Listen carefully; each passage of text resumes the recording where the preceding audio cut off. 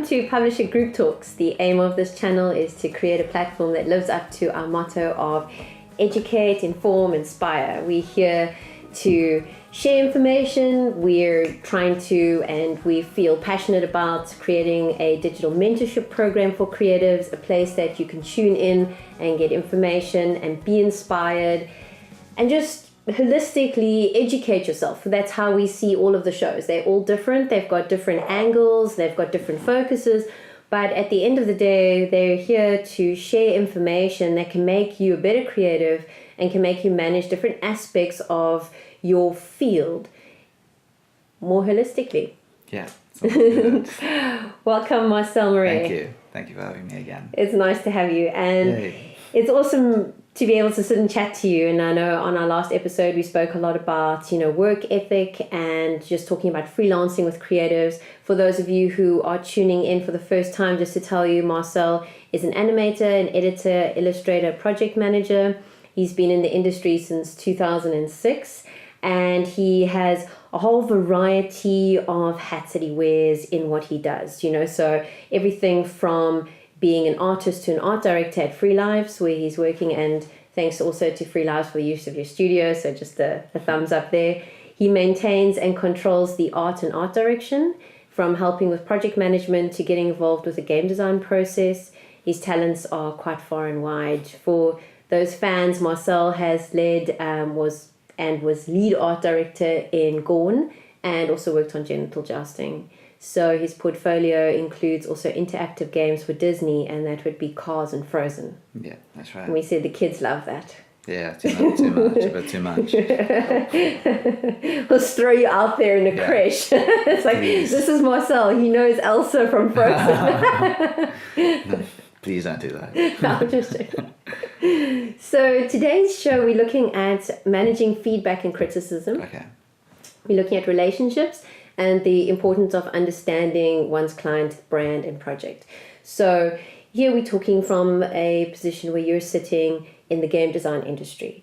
And so for those who are listening, that's the approach. But I feel that the answers that you'll share are very much holistic to creatives in general, although some of them may be directed into your industry specifically. So just so that the audience are aware as they're listening. Yeah, and just to add to that, I've actually had extensive amount of work in the actual advertising realm in different places, and I've also illustrated books and stuff. So I think that a lot of the knowledge will apply to a lot of different mediums, like a lot.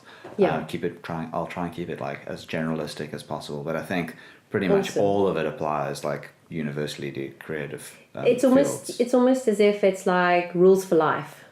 Yeah, I guess. Like, yeah. Yeah, I think that's a good way of putting it, actually. Yeah. I just had to learn them all a very hard way. And the first question is a bit tricky because I'm going to ask you how you handle feedback. Okay. And that's like giving it and receiving it. Sure. Yeah. Okay. So specifically from my point of view, getting it and receiving it? Yeah. Okay, cool. Well, it's a pretty big question, but I'll try to keep it as close to the question as possible. So basically, for me, creatives have a hard time dealing with feedback. Young creatives in particular, they seem to think that it's often a personal attack on their work, or whatever they think. They seem to get very defensive. They try to justify it.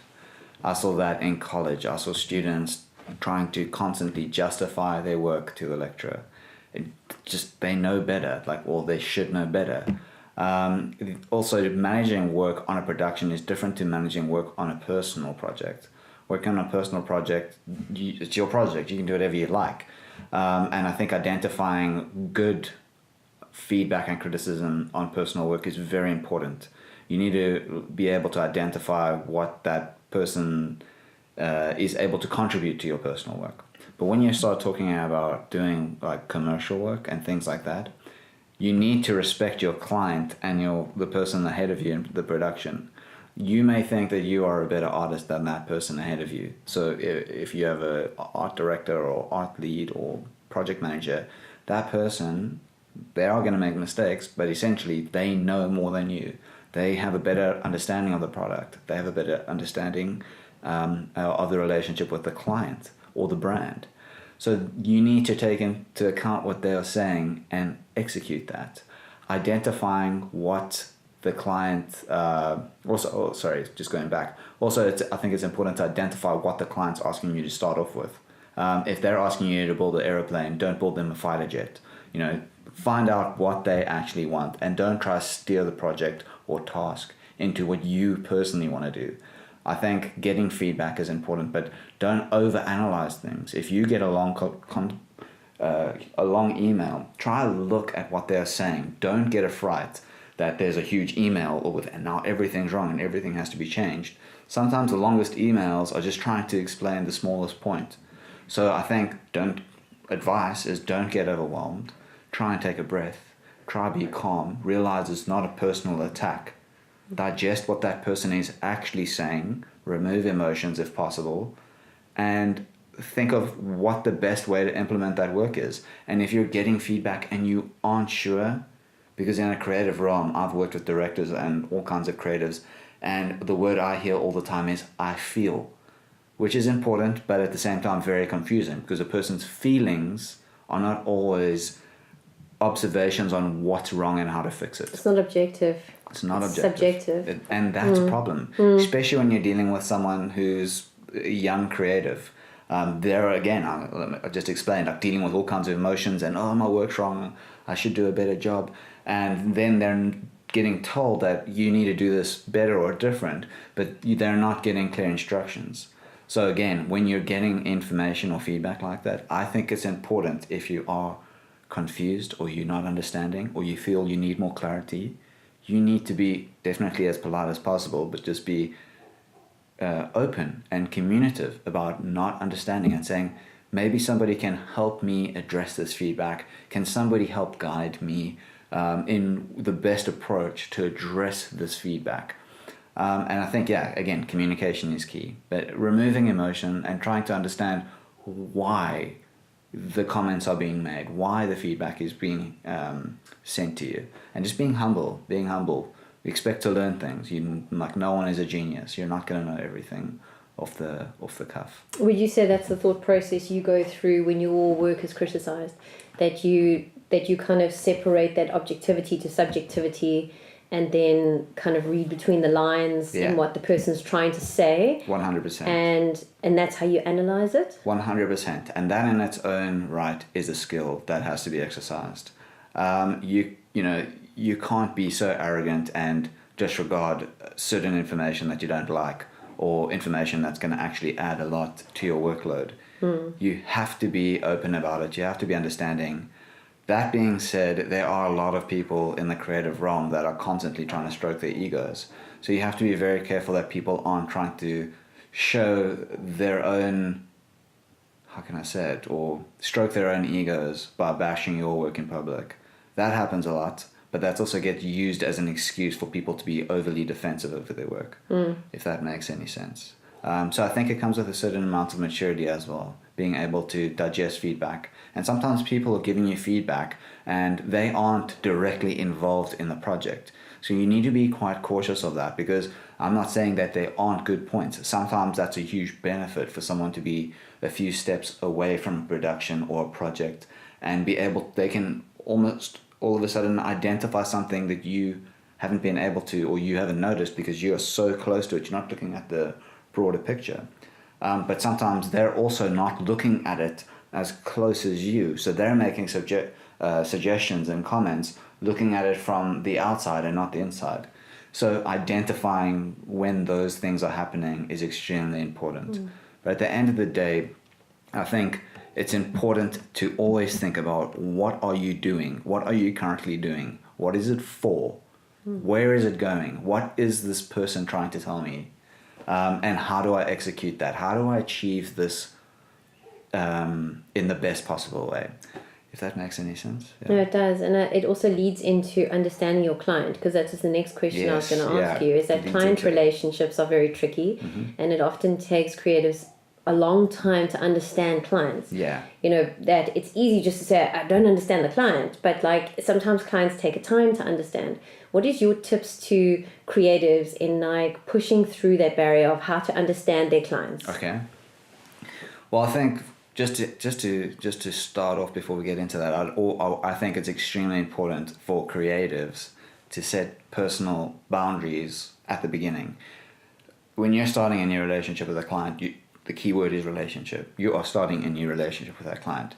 A lot of the times creatives are overly friendly. They feel that like being overly nice to a client for some reason is going to generate less harsh feedback, or there's going to be some kind of friendly relationship. And what actually happens is a lot of the times that relationship lands up getting flipped on its head and it backfires. And I think part of being professional is being stern, being kind, being nice, but not being overly nice and letting absolutely everything kind of just happen, and delays and goalposts get moved and so on. Like, things need to be maintained, and you can't do that if you're being overly friendly from the start, because what happens is then you form a relationship from the beginning where everybody's hunky-dory and friendly, and as soon as you hit a speed bump and somebody gets their back up against the wall, the relationship is all of a sudden on fire and there's a lot of drama going on. Removing drama from a production, I think, is extremely important.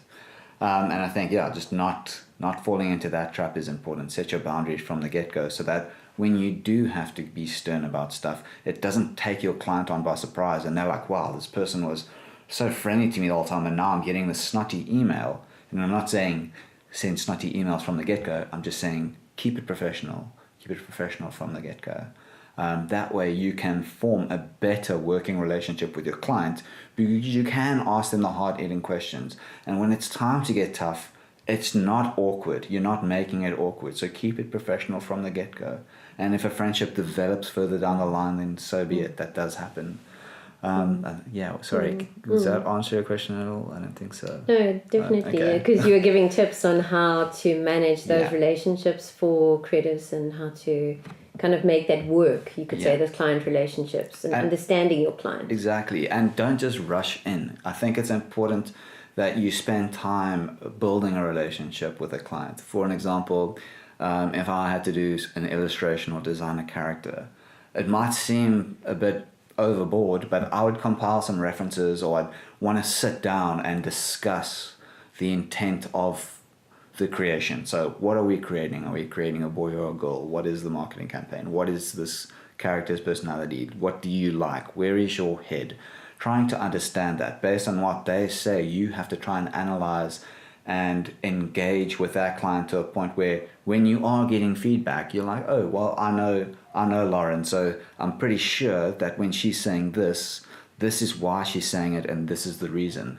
You're never going to get all of those right, but those are the steps you can take to starting to get to a point where you can answer those questions for yourself and understand your client better. Because clients have problems also communicating. That's it. And they also, in their position, sitting on that side of the table, the other side, they also in a position that they have to communicate what they're wanting on behalf of their company based on their constraints too. Yeah. And sometimes communicating what they've got in their head to the creative is quite tricky. Yep. And then sometimes we don't know where the limit is between actually verbatim creating that, or if they're doing a broad spectrum idea. 100%. Yeah. I mean, I think creators, and I talk about illustrators and animators and 3D artists, everyone in general, love to bitch about the clients. They love to bitch the clients, and rightfully so. I've had some good clients, I've had some average clients, and I've some really terrible clients in my life.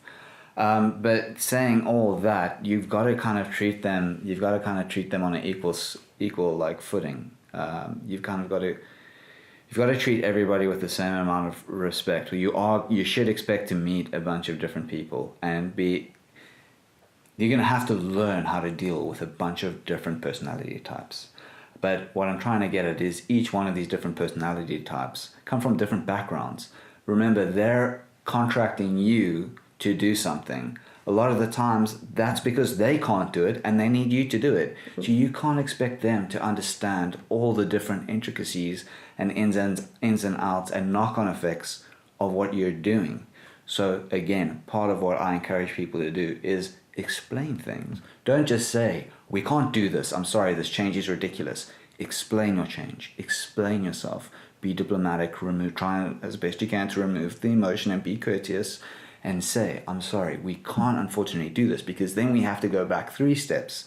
this is the reason why, and don't throw in all the terminology, and try and sound overly intelligent so that this person is so fearful to question anything. Break it down into layman's terms. And sometimes speak to them. Clients do the same thing, that they try and use our lingo.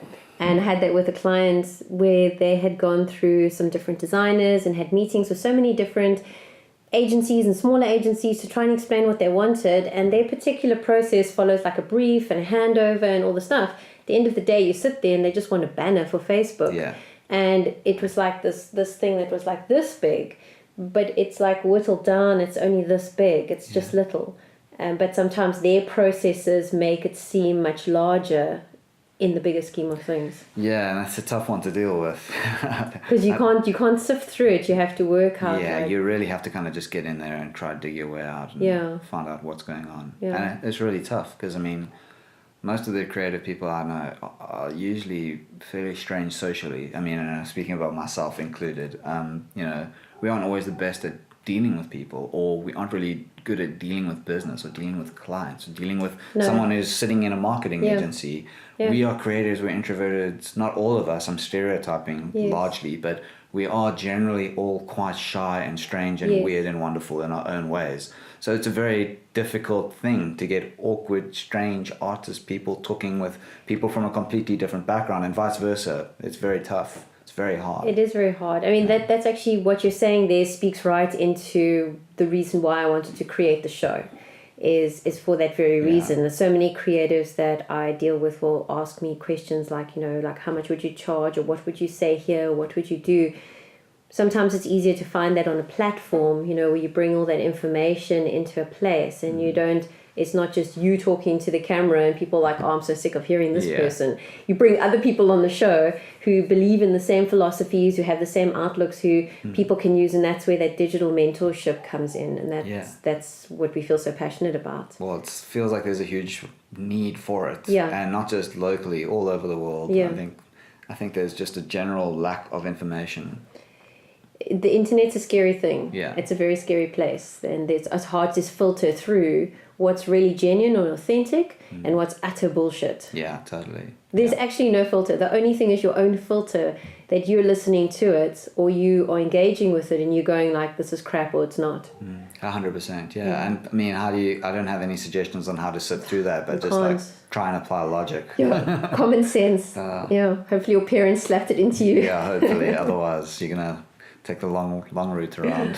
What do you think goes into understanding a client's brand, or understanding a client or a project that would be initially just kind of getting your head around it? Well, that's quite a big question, but again, going back to being a young creative, you're constantly thinking of how you can express yourself and how you can show people how good you are and your talents and what you've learned and what you're capable of. I know because I was there. It's a very exciting time. But at the same time, if you're doing something for Coca-Cola, there's certain things you won't be able to include if you're doing a poster for them. You can't include like blood and guts and a big action sequence, or some kind of provocative scene. Like there's certain things that go into it. So again, a lot of it is common sense, but you'll be very surprised at how many people apply that to their work. So you don't even have to go in depth. And I've done work for Wimpy and stuff, and they send you a Bible of a manuscript to read. I highly doubt, I'm probably going to get sued, but I highly doubt anyone reads all of that or invests the year-long amount of time it takes to read those brand Bibles or whatever they are called. I don't feel you have to do that, although there are going to be times where agencies may refer to that. I believe that's their job to read that stuff and call it out when need be, but you should know what you can implement where. You can't put a topless girl on McDonald's TV commercial. I'm sure many young boys would hope you would. I'm sure. But at the same time, the brand's never going to let that fly. So understand your brand. Like it seems like a very hard thing to do, but it isn't. And you don't have to be aware of absolutely every single thing. But the first step to making your life easier in terms of feedback and workload is trying to nail it as close to possible the first time. So understand your brand. Just look what they're about. Look what they've previously done. Look who they're selling to. Look who their market is. That's a huge thing. that's definitely a huge thing. Keeping an eye on what the target audience is. Again, something that a 80-year-old man and a 4-year-old kid like are going to be two completely different things. So if you're making toys for 4-year-olds, you're not going to use some form of like color palette or design that an 80-year-old guy enjoyed when he was a young kid, because things have changed, things have evolved. So there's a lot of different aspects. There's a lot of different things you need to apply, and that goes beyond designing. That even goes into motion and movement. If you're doing work for Lego, you know, there's different types of Lego content. There's the Duplo, there's the Lego movies. If you look at how those different the adverts for the different franchises kind of animate and move, how the characters move, they're very different. So if I take a Lego Duplo commercial and I animate it in the most high def Lego movie type style, they aren't going to accept it. Even if it looks amazing, they're going to say, like, I'm sorry, we can't use this because this doesn't tie in with our brand. In our brand, all the characters move slow and very wide static gestures, so young kids of 3 and 4 can see what they're doing and try and register what the movements are. So things like that have to be taken into account all the time. It goes beyond just a look and a feel and content. It goes into almost every single facet of what you're doing and what you're trying to create and execute. Yeah. That's interesting. I mean, it's true. Exactly what you're saying is absolutely true. And it does take, you have to understand, and like you're saying, that also the brand Bibles can be very big and bulky and heavy and overwhelming. We have other guys who are on the show who create those brand Bibles, and they're like, you know, that's for the client to understand and for that brand to have that flexibility. And I think that also comes back to what Warwick, a guest, had said in an earlier episode, and he had said that the brand has to be flexible as well. So yes, they've got these brand Bibles that they're working inside of, but they have got a little bit of flexibility inside of the brand. So yes, stick to it and understand that that's what you've got to do. But then the brand itself also has to consider that there needs to be flexibility in it. Because some clients just stick very, very solidly to the brand Bible, and if it says this, that's what it says, and there's nothing else. That's 100% true. That's very, very, very important. I like to take the matrix approach, where some rules can be bent, but some rules can't definitely be broken. So you just need to identify where you have a bit of leeway.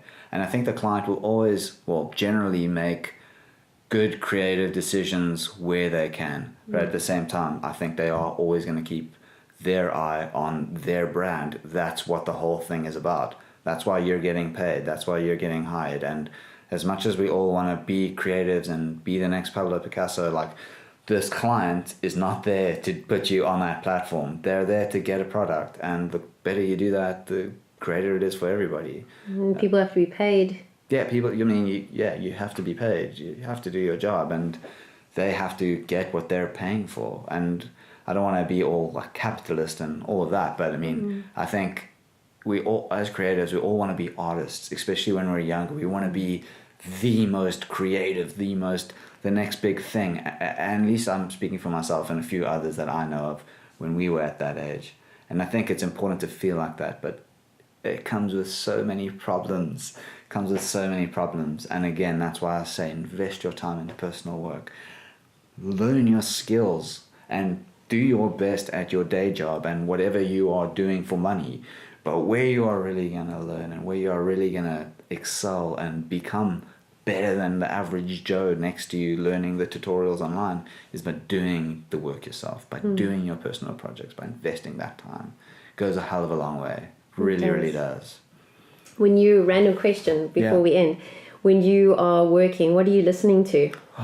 Okay, wow, that's a huge question. Tell us the music that's going into your ears. Oh, the type of music. That is too much of an open-ended question. I go by mood. I try and I look, again, this goes back to like the 9 to...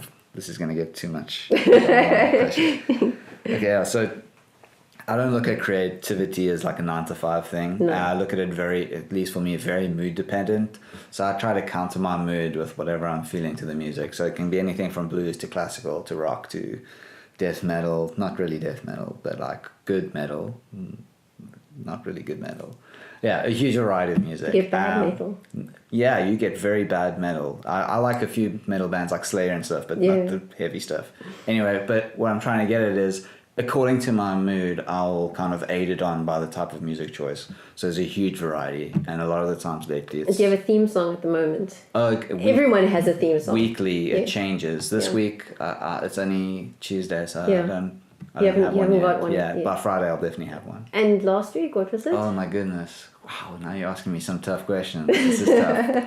What was it last week? Oh, it's not a good answer. It's a terrible answer. No, tell us. It's the new Gorillaz song. I think it's called Humble or something.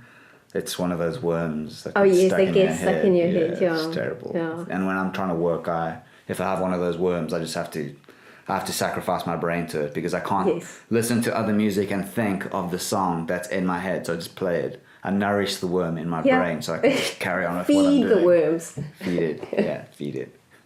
Thank you so much. Cool, thank you so much. It was awesome having you on the show, and I'm sure we'll have you back again to chat some more and talk about...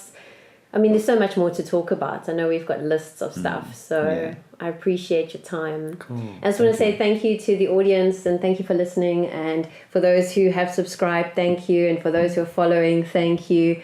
And for those who said like, thank you. Lots of thank yous, but that's all I can say from here. So just one shout out, if you guys would like to contribute anything towards the show, skill, information, be on the show, contact us. We're always looking for creatives. We're always looking for input. We're always looking for interesting things that we can talk about and to help create this platform to educate, inform, and inspire. Thank you, and goodbye. Bye. High five. Cheers.